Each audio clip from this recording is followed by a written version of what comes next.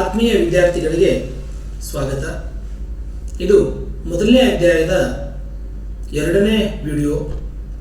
ಈ ಅಧ್ಯಾಯದಲ್ಲಿ ನಾವು ತಿಳಿದುಕೊಳ್ಳಲೇಬೇಕಾಗಿರತಕ್ಕಂಥ ಅತಿ ಮುಖ್ಯವಾದ ಅಂಶ ಭೌತ ಬದಲಾವಣೆ ಮತ್ತು ರಾಸಾಯನಿಕ ಬದಲಾವಣೆಗಳ ನಡುವಿನ ವ್ಯತ್ಯಾಸ.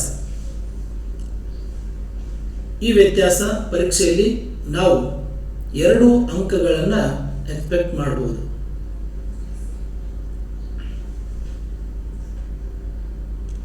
ಟೂ ಮಾರ್ಕ್ಸ್ ನಾವು ಪರೀಕ್ಷೆಯಲ್ಲಿ ಎಕ್ಸ್ಪೆಕ್ಟ್ ಮಾಡಬಹುದು.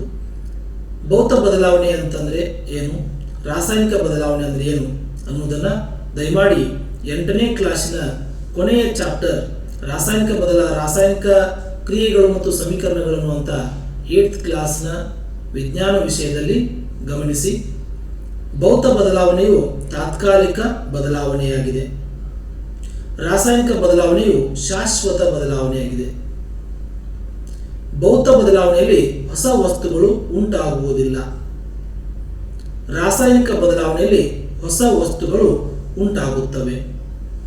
ದ್ರವ್ಯರಾಶಿಯಲ್ಲಿ ಬದಲಾವಣೆ ಆಗುವುದಿಲ್ಲ, ದ್ರವ್ಯರಾಶಿಯಲ್ಲಿ ಬದಲಾವಣೆ ಆಗುತ್ತದೆ. ಇದು ರಾಸಾಯನಿಕ ಬದಲಾವಣೆಯಲ್ಲಿ. ಭೌತ ಬದಲಾವಣೆಯಲ್ಲಿ ಶಕ್ತಿಯ ಬದಲಾವಣೆ ಆಗುವುದಿಲ್ಲ, ರಾಸಾಯನಿಕ ಬದಲಾವಣೆಯಲ್ಲಿ ಶಕ್ತಿಯ ಬದಲಾವಣೆ ಆಗುತ್ತದೆ. ಈ ಒಂದು ಕೋಷ್ಟಕವನ್ನು ದಯಮಾಡಿ ಎಲ್ಲ ವಿದ್ಯಾರ್ಥಿಗಳು ಅರ್ಥೈಸಿ.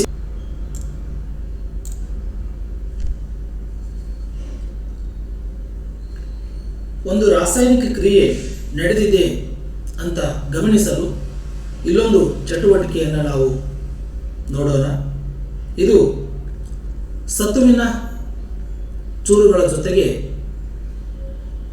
ಸಾರಯುಕ್ತ ಸಲ್ಫ್ಯೂರಿಕ್ ಆಮ್ಲದ ವರ್ತನೆಯನ್ನು ನೋಡೋಣ. ಈ ಚಟುವಟಿಕೆಯಲ್ಲಿ ನಾವು ಒಂದು ಕೊನಿಕಲ್ ಫ್ಲಾಸ್ಕ್ನಲ್ಲಿ ಸತುವಿನ ಚೂರುಗಳನ್ನು ತೆಗೆದುಕೊಳ್ಳೋಣ. ಸ್ವಲ್ಪ ಸಾರಯುಕ್ತ ಹೈಡ್ರೋಕ್ಲೋರಿಕ್ ಆಮ್ಲ ಅಥವಾ ಸಲ್ಫ್ಯೂರಿಕ್ ಆಮ್ಲವನ್ನು ನಾವು ಈ ಕೊನಿಕಲ್ ಫ್ಲಾಸ್ಕ್ನ ಜೊತೆಗೆ ಸತುವಿನ ಚೂರುಗಳ ವರ್ತನೆಯನ್ನು ಗಮನಿಸೋಣ. ಸತುವಿನ ಚೂರುಗಳು ಆಮ್ಲದ ಜೊತೆಗೆ ವರ್ತನೆಯನ್ನು ಮಾಡಿದಾಗ ಸತುವಿನ ಸಲ್ಫೇಟ್ ಅನ್ನುವಂತಹ ಲವಣ ಉತ್ಪತ್ತಿಯಾಗುತ್ತದೆ ಹಾಗೂ ಅದರ ಜೊತೆಗೆ ಹೈಡ್ರೋಜನ್ ಅನಿಲವನ್ನು ಬಿಡುಗಡೆಗೊಳಿಸುತ್ತದೆ.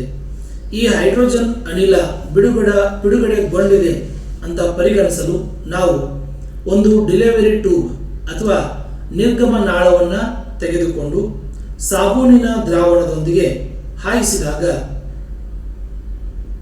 ಅಲ್ಲಿ ಬಿಡುಗಡೆಯಾಗಿರ್ತಕ್ಕಂಥ ಅನಿಲ ಗುಳ್ಳೆಗಳನ್ನು ಉಂಟು ಮಾಡುತ್ತದೆ. ಆ ಗುಳ್ಳೆಗಳಿಗೆ ನಾವು ಮೇಣದ ಬತ್ತಿಯನ್ನು ಹಿಡಿದಾಗ ಗುಳ್ಳೆಯು ಪಾಪ್ ಅನ್ನುವಂಥ ಶಬ್ದದೊಂದಿಗೆ ಒಡೆದು ಉರಿದು ಮೇಣದ ಬತ್ತಿಯನ್ನು ನಂದಿಸುತ್ತದೆ. ಇದಕ್ಕೆ ಕಾರಣ ಹೈಡ್ರೋಜನ್ ಅನಿಲ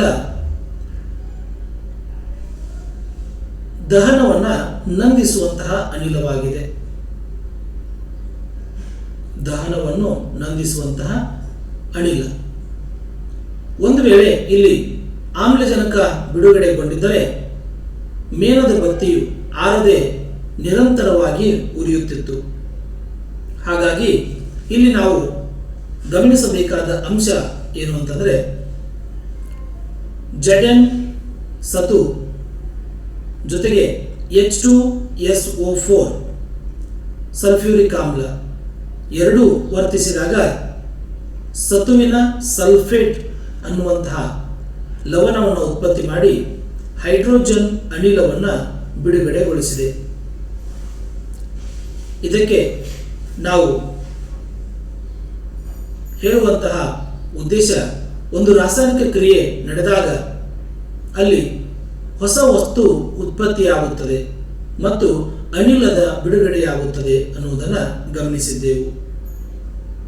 ಇಲ್ಲಿ ಒಂದು ಅಥವಾ ಒಂದಕ್ಕಿಂತ ಹೆಚ್ಚು ಪ್ರತಿವರ್ತಕಗಳು ವರ್ತಿಸಿ ಹೊಸ ವಸ್ತುವನ್ನು ಉತ್ಪತ್ತಿ ಮಾಡಿ ರಾಸಾಯನಿಕ ಕ್ರಿಯೆ ನಡೆದಿದೆ ಅಂತ ತಿಳಿದುಕೊಳ್ಳಲು ಈ ಒಂದು ಚಟುವಟಿಕೆ ಸಹಾಯವಾಗುತ್ತದೆ. ಧನ್ಯವಾದಗಳು.